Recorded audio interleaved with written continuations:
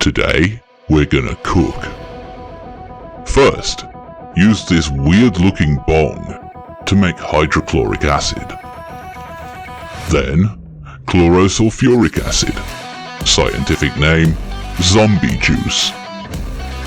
This is all extremely nasty stuff, by the way. Wear safety goggles. Then, electrolyze seawater and produce sodium hydroxide. This stuff will melt you into goo. You're gonna make Rui drink that? The rest isn't so bad, though. Next, ammonia, which we get from piss.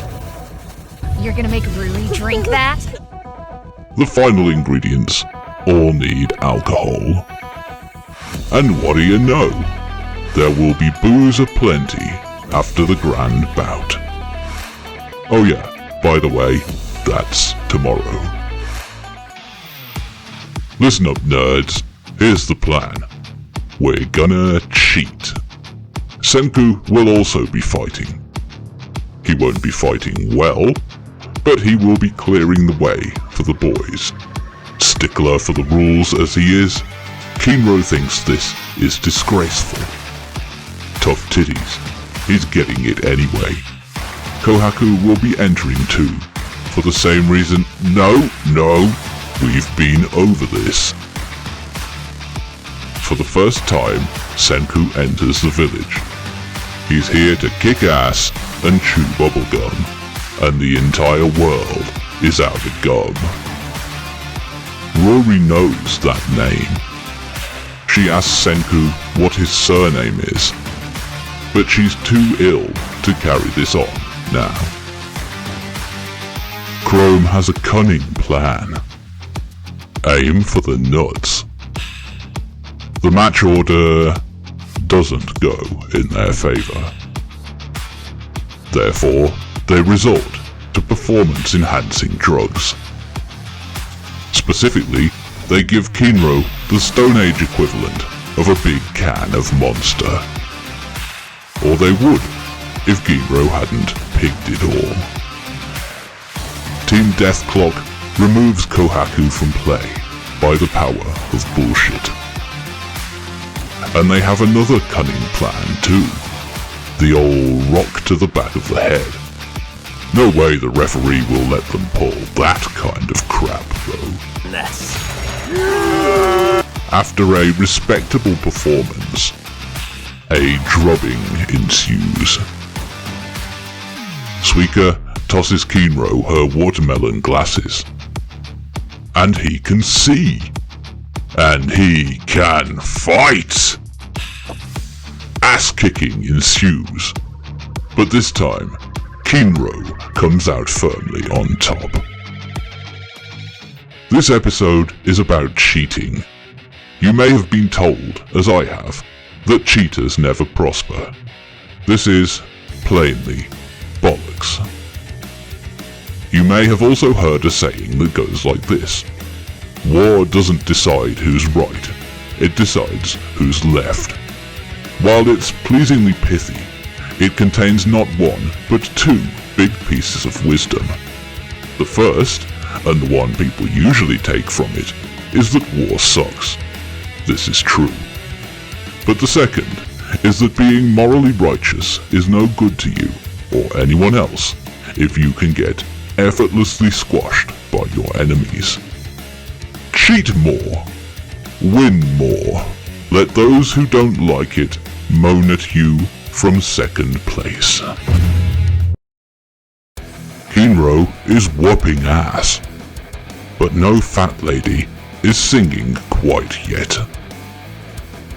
Is using this thing cheating, he asks. But while they're all rules lawyering, boom! Down one pair of glasses, and one Kinro. Nonetheless, the hurt was applied. Next, Chrome faces this slippery little bastard. Kohaku's headed back. Nathan tells his friend to get on and lose. Kohaku's late, Therefore, Senku wins by default. Gaston starts manifesting again. Ginro hulks the fuck out on coffee leaves.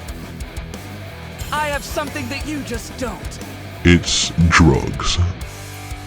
He takes a licking and keeps on ticking. And then legs it, suddenly suffering from the shits. Yep, he's done. Chrome's up. Hopefully, Korn is watching over him. Sadly, the god of skulls cares not from whence the blood flows. Yeah, pocket sand. And also, science. Somehow. He bets it all on starting a fire with the lens. Unfortunately, it's the wrong kind of lens. But through literal blood, sweat and tears, he drips enough liquid on it to make it the right kind of lens. Senku does some quick maths. 60 seconds for the fire to start. Gen drops in. He wants his cola, and if he has to flip this contest to get it, then that's what he'll do. He fucks with them all for a bit, and Senku plays the old Pascal's wager for bonus points. Chrome does it for Rory. Nathan's shit catches fire. Chrome takes the opportunity to land the killing blow. And with that, it's in the bag. The previous episode is about cheating. This one is more about understanding the rules. It's made quite clear that nothing that happens here is forbidden by the rules, and is therefore all fully legit and above board. While cheating is an option, be aware that there may be situations when you don't need it. There is nothing in the rules, after all, that says a dog can't play basketball. Ginro, being a moron, fails to read between the lines, and decides he won't be throwing this match after all. He goes quite mad with power. Senku uses the science of leverage. Damn, bruh. Problem. Chrome is out cold. And that means Senku wins, and is therefore large and in charge. The former chief is mad. Senku doesn't give a hot gay fuck. You've heard of a bad loser. Well, Senku is what we call a bad winner. Chap chap! Bring the winner his booze! Well, back to the grind on the medicine. Time's a wasting. But what about your traditional wedding feast? The villagers ask. I want a divorce.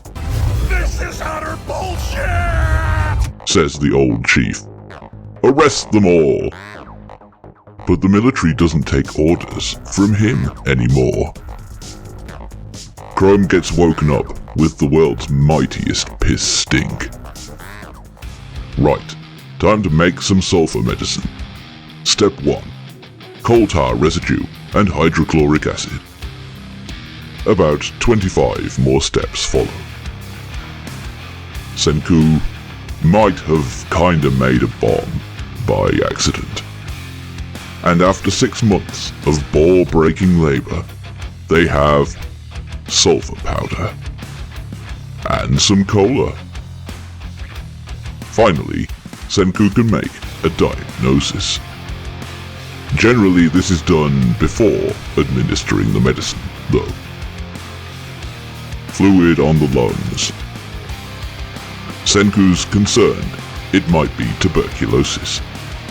But upon closer inspection, it's pneumonia, i.e. pneumococcus.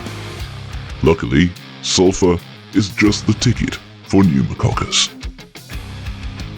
The hot spring water Kohaku hauled in every day probably made the difference and let her make it this far. Mission accomplished. And now Senku is officially chief of Ishigami Village. Wait, what? That's Senku's surname. What the fuck? It turns out Rory has, somehow, known all about him for a very long time. This episode is about victory. What is best in life? As my good friend Genghis Khan put it, the greatest happiness is to vanquish your enemies, to chase them before you, to rob them of their wealth, to see those dear to them bathed in tears, to clasp to your bosom their wives and daughters. And he's a man who would know. Senku, in his own way, has achieved all those things. And in doing so, he's opened the door to an even bigger win. The culmination of 6 months of hard sciencing, when he finally gets his chance to do his thing. Senku is proclaimed dictator of a settlement that, for thousands of years, has been named after himself. So what the hell is going on here? Well, it turns out the founder of Ishigami Village was Senku's dad. Across the generations, the priestesses passed down 100 tales. The 100th is called Ishigami Senku. The old man was a wannabe astronaut. He flunked out on the clothed swimming test. So Senku tried his damnedest to train him up to pass.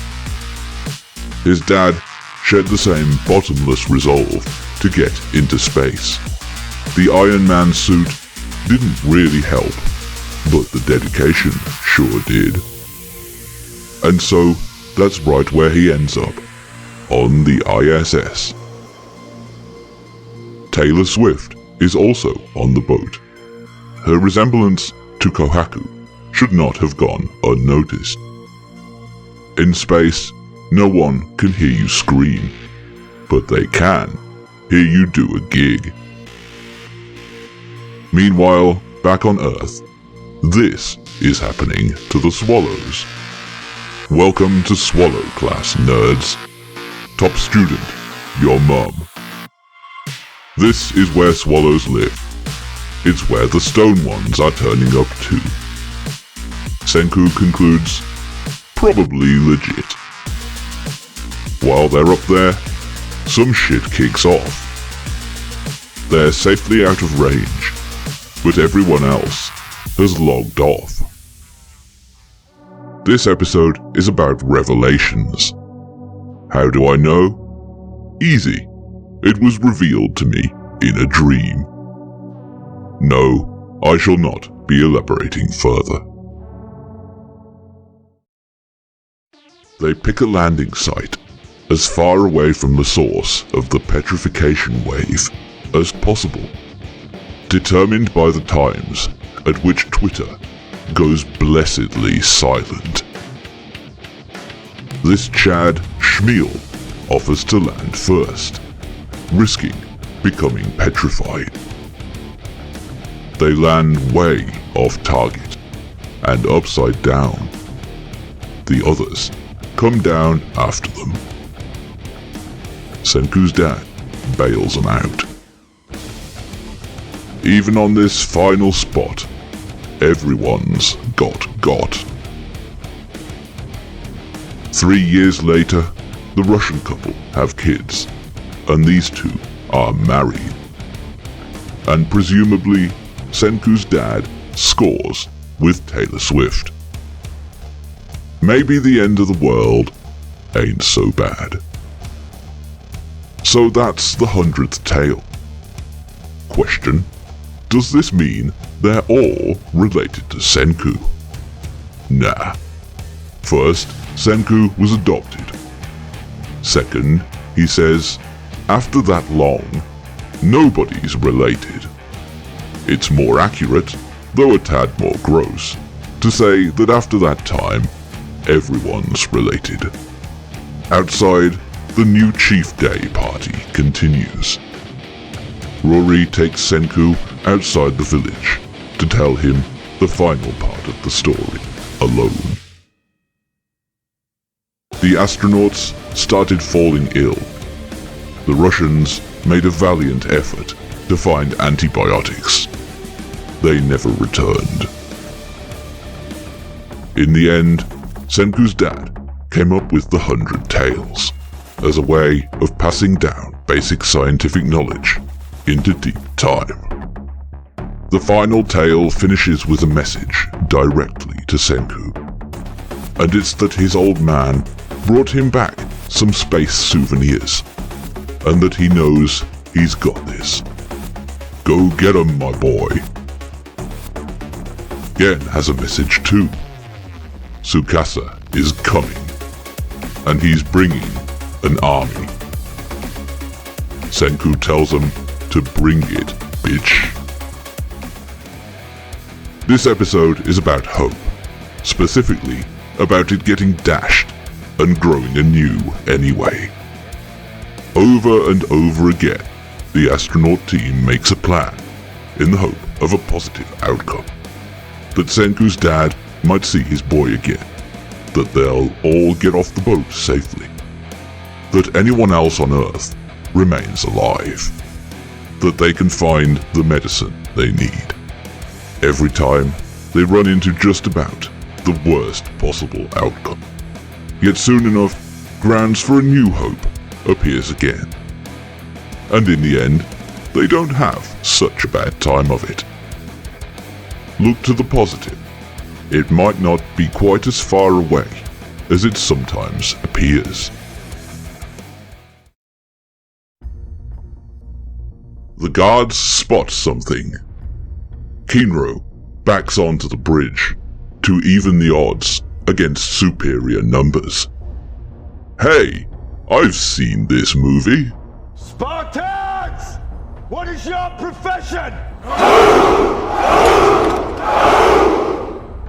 These guys' leader correctly calls them dipshits for walking right into it anyway. His name is Hyoga. Kinro gets got. Ginro takes his sweet time cutting the bridge. In the end, he pussies out. Senku and Gen think fast. They play a bluff that they've got some primitive gats. And so the Goon Squad does the smart thing and makes a tactical retrograde advance. Kinro's back in business soon enough. Kinda. Just a flesh wound. They'll be back, specifically during a storm, when it's raining and they can't use their non-existent guns. Or at least, that's the plan Gen tries to feed them. Hyoga has a smarter idea though, and decides to report back and return with a more appropriate force. But these apes want to live forever, so he lets them get on with it. Kinro gets some glasses. They suit him. And other preparations are afoot. Oh shit, a mere 3 days later, a storm comes. Senku can't use his gun, but he has another surprise in store. Fucking katanas! Note, this is katana wank. Katanas are perfectly good swords, but they're not really any better or worse than any other steel sword from any comparable era of history. That's right, weebs, I said it. The goons are shook, but Hyoga calls them a bunch of pussies, and correctly points out that the coolest sword in the world is no match for a spear held by someone who knows how to use it. they decide to rely on the power of teamwork. Alright. Hey, get that back! Some anime bullshit ensues. And then we run into the awkward reality that in war, shit breaks all the time. But actually it was Gen trying his hand at a little sabotage. Together they enjoy a good gloat over how they've kicked their opponent's asses with their brains. This episode is about war. I've previously mentioned that war sucks. Ginro finds this out firsthand when he's obliged to try to kill his own brother in the name of saving everyone else. As I've also previously mentioned, even though it sucks, it's still important to be good at it. One way to be good at it is to deceive your enemy. We see this when Senku tricks Hyoga into thinking he's got a gun, and when Gen weakens his weapon. Another way is to see through your enemy's attempts to deceive you. We see this when Hyoga anticipates that Senku will be expecting another attack in the rain, and also his other big 9-dimensional chess move, which, well, you'll see soon enough. But the most important way by far is through logistics. Senku can leverage his better manufacturing base into superior armament for his dudes. Conversely, Hyoga is undone by this when his primary weapon goes down and he didn't bring a backup. When have you applied any of this sort of thinking? Tell me about it in the comments. While they've all been pissing about with katanas and so on, Hyoga has sent someone round the back to torch the village. The fires were set by Nega Kohaku, this girl called Homura. The villagers get flushed out of their defensible position and into the open. Hyoga's guys hit on the plan of taking a hostage to give them more negotiating leverage, because the show has a 12A rating. Zuika acts as bait and draws them off towards the hot springs. Kohaku and Senku swoop in and save her. The goon squad shins up a tree and avoids being Dutch ovened by nature's death farts. Hyoga, though, kicks them down and watches them die. Damn, that's ice cold. Cool party. New plan. Zerg rush of revived dudes. Also, Senku drops the bad news that they're out of gunpowder and won't be getting any more anytime soon. Which leaves only one avenue. Attack. With... You don't mean nukes, do you? Hell no. Haha. Nah. That's for Series 2. He means communications. Smartphones! Nobody in this time, of course, has ever heard of them, and has no idea what they are. What a blessed existence. He makes the great point that comms are potentially a massive force multiplier. This episode is about much the same things as the last one, but it follows them through to their logical conclusion. Or at least as far as a fairly light-hearted story is willing to take them. Down this road lies madness. Turn back, traveler. Thank me later. They have a few months to achieve this. Tsukasa will have his own problems to solve. Winter. The village's highly defensible position. Building his own army, and defending against the preemptive attack he's expecting. Senku makes the great point that small-scale military encounters tend to be won by whoever gets the first hit in. Or, as General Patton put it, nobody ever defended anything successfully. There is only attack, and attack, and attack some more. Okay, so building a wireless. First on the list, a cotton candy machine, and then put some gold in it to make wires. But you don't just load gold right in. You try it out first. They make some cotton candy. The villagers inhale the stuff. They also leave some out for Homura, knowing that she'll report it back, and the mere knowledge of its existence might be enough to tempt some people across. Problem: when they tug the spindle round, they use a rope. On the reversal, they get clubs. So they reinvent the gear. Kohaku's shield is sacrificed for the cause. Senku orders the creation of a shitload of gold wire. Chrome and Kazuki have a brainwave, the water wheel, and they can hook it up to the generator. They have now entered the age of mechanization. This episode feels like a fairly flimsy pretext to really nerd out. And as a big nerd, I kinda love it. It's a series of prime examples of what you might call redneck engineering. In the future, I intend to make a more in-depth video looking at the most entertaining examples of this I can find. Hit the subscribe button to get it in your feed.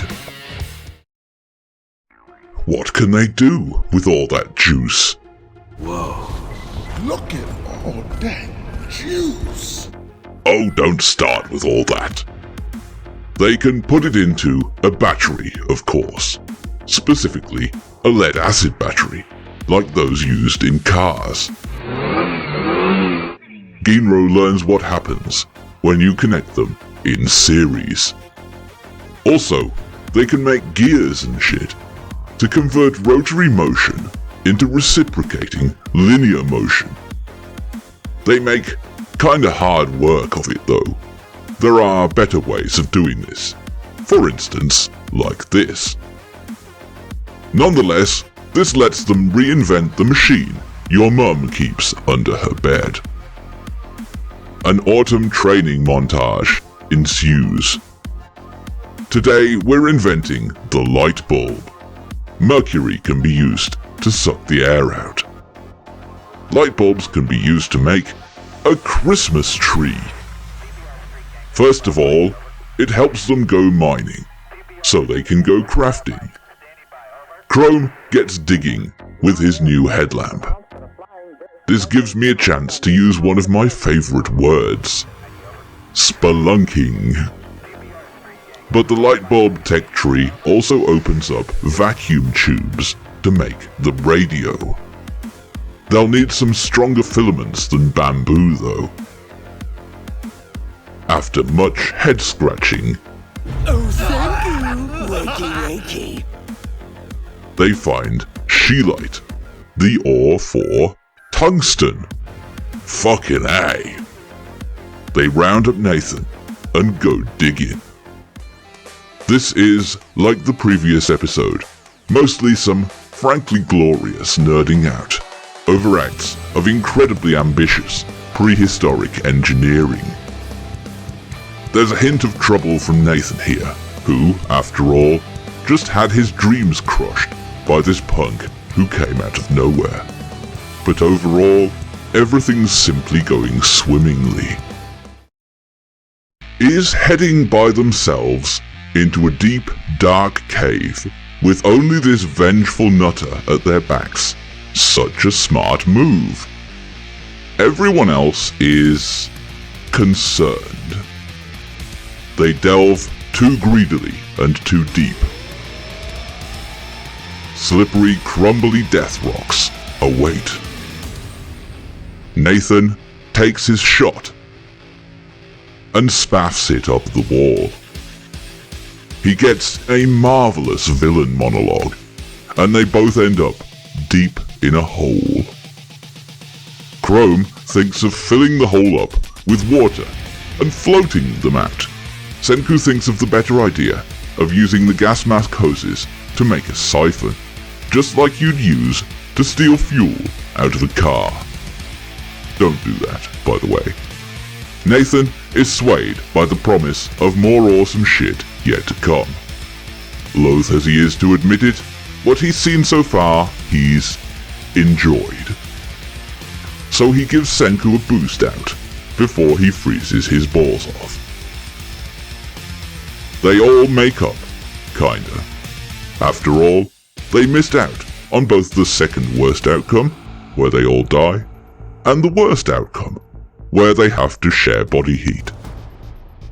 A little further in, they hit the lithosphere lottery, the metamorphic megabucks, the gemstone jackpot. And then Chrome comes out with the most cringe line ever uttered. Tungsten's an unbelievable treasure. But in this dark, gloomy dungeon full of treasures, we found something more. I'm talking about the precious treasure that we call friendship. You really said that.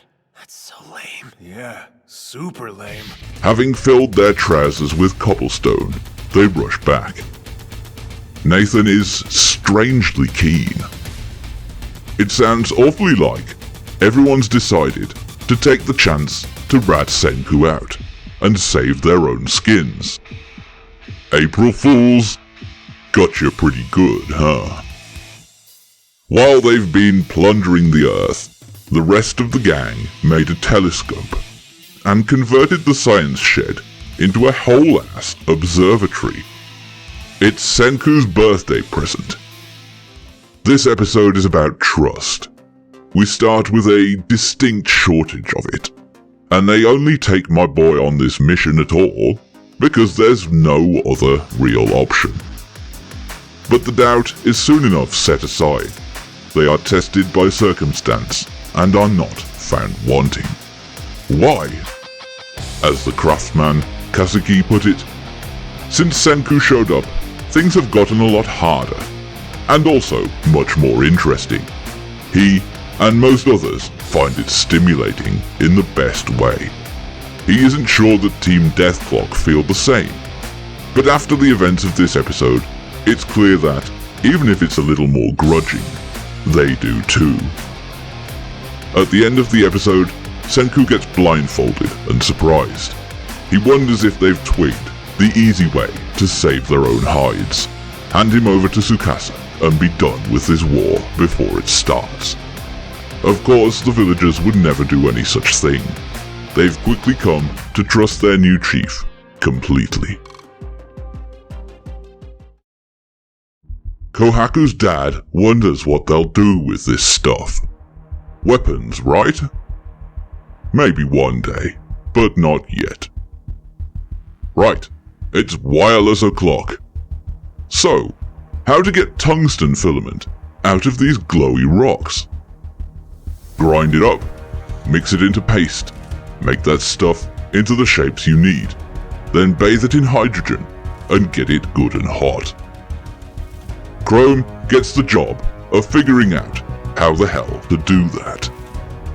Attempt 1, a big lens. No dice. Attempt 2, fire. Better. Attempt 3, lightning. Fucking A. To make vacuum tubes, they'll need to up their vacuum pump game.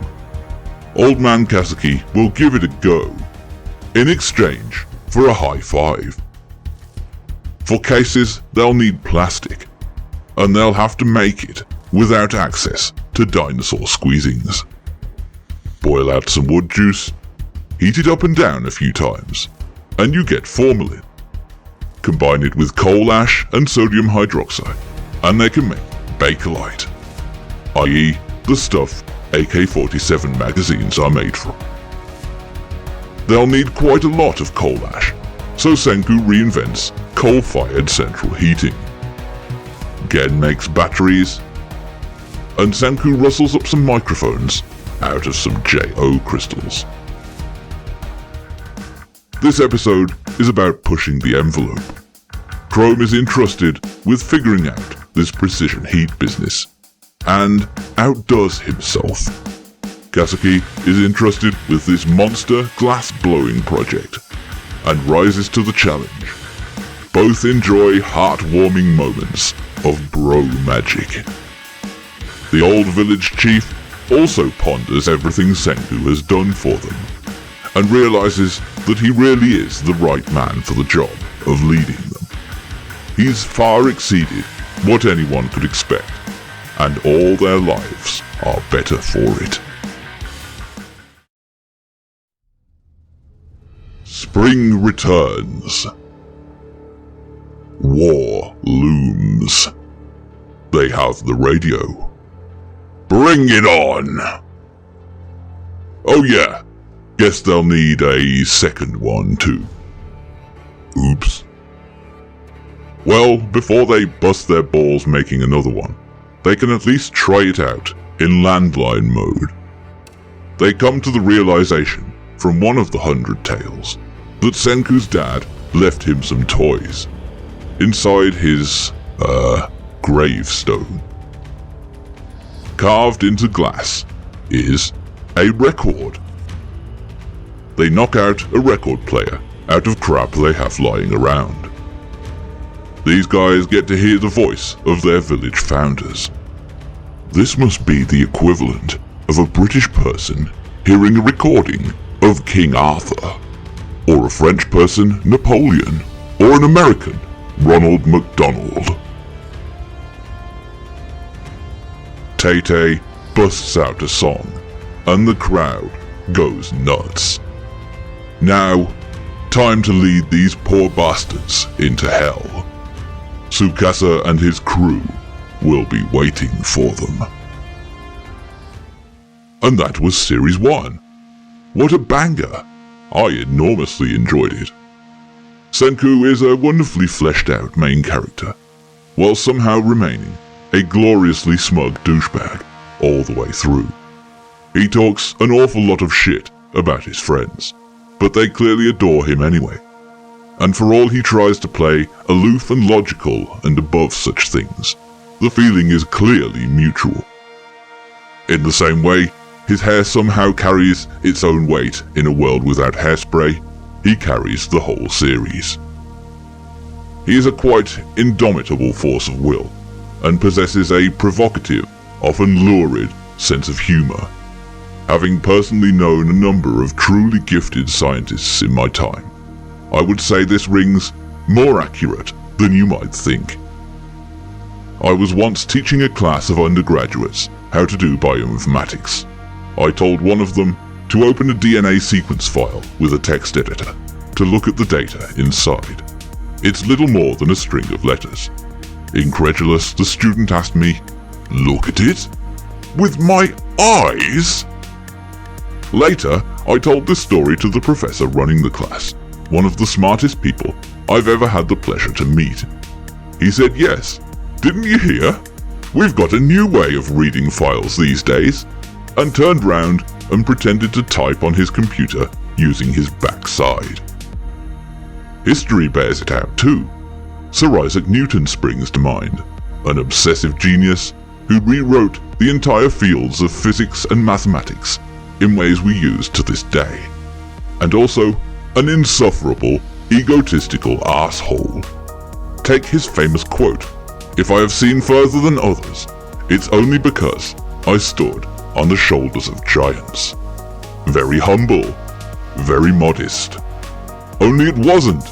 It was a savage burn on short King Robert Hooke, who claimed Newton stole his idea. Another reason I find him so plausibly written is because throughout the series his actions, and the beliefs that drive him, are clearly motivated by his background, but perhaps not quite in the way you might expect. His vision of the future is pretty much exactly the same as the past he left behind. He plans to bring back literally everyone. With them will return, more or less, all the institutions and arrangements of power that they existed within. Senku makes no real mention or judgment of any of this, besides that it produced a lot of cool gizmos and media, so we can only presume he's basically okay with it all. And as the child of a professional managerial class tenured academic, that makes perfect sense. Society as a whole works pretty favorably for him. He's able to blow up a park without spending 40 years in prison. He's able to launch a rocket into low orbit without setting off the strategic launch detection systems and causing an international incident. It's unlikely he's ever come into any real, fundamental conflict with the status quo. Tsukasa, on the other hand, clearly has fought the law, and at least initially, the law won. I've seen people say he's a fascist, but I don't think that tracks. If you think fascism is where you get what you want through violence, then maybe. But that isn't what fascism is. To me, he sounds much more like a communist. Much of his basic idea certainly lines up well. He would benefit from reading more to refine his theoretical understanding, perhaps eventually moderating his dogmatic opposition to science outright, in favor of bending it to the service of mankind, rather than as a tool to bend mankind into service. At his age, though, it's hard to blame him for not doing this. Before petrification, he was clearly preoccupied with more fun things, like going on TV and beating people up. It's especially notable to me that at no point does the show actually demonstrate him to be wrong. The most we get is sinister music while he lays it out. This narrative perspective also affects how the show deals with violence. Overall, it's a fairly light-hearted affair. There is violence, even lethal intent fairly often, but nobody actually dies. At least, not in the flesh. It's very possible to do garish, over-the-top, gloriously colourful violence, and have it be fucking awesome. Or to really delve into the horrors of war and depression, and the blackest depths of the human soul. But we don't always have to go there. There's plenty else to see in the world besides. For a show that is about the realities of science and engineering, and their interplay with humanity, there must be some engagement with the inevitable violence that comes with those things. And I reckon that's handled reasonably well, without detracting from the core message. That learning is fun, kiddos. I'm also deeply impressed with the extent to which the science presented in this series is legit. Yes, there are criticisms that can be made. How could any one person possibly remember all this stuff? Who can recall the sulfur drug synthesis pathway off the top of their head? I wouldn't expect a biochemistry PhD to be able to do that, let alone some punk-ass 16-year-old kid. But I'm perfectly happy to cut them some slack, because it's an anime for entertainment. Pretty much everything I've thought to check has checked out. Brewing hooch, making gunpowder, cobbling together a radio, forging fucking katanas. All the real deal. However, as a steadfast believer that the Earth is flat and that birds aren't real, I'm compelled to rate this series 2 David Icks out of 10. Did you enjoy this video? Then hit all the buttons. I assume some of them do interesting things. Would you like to see Dr. Stone Series 2? Or another anime? Please leave a comment. And with that, I'll see you next time.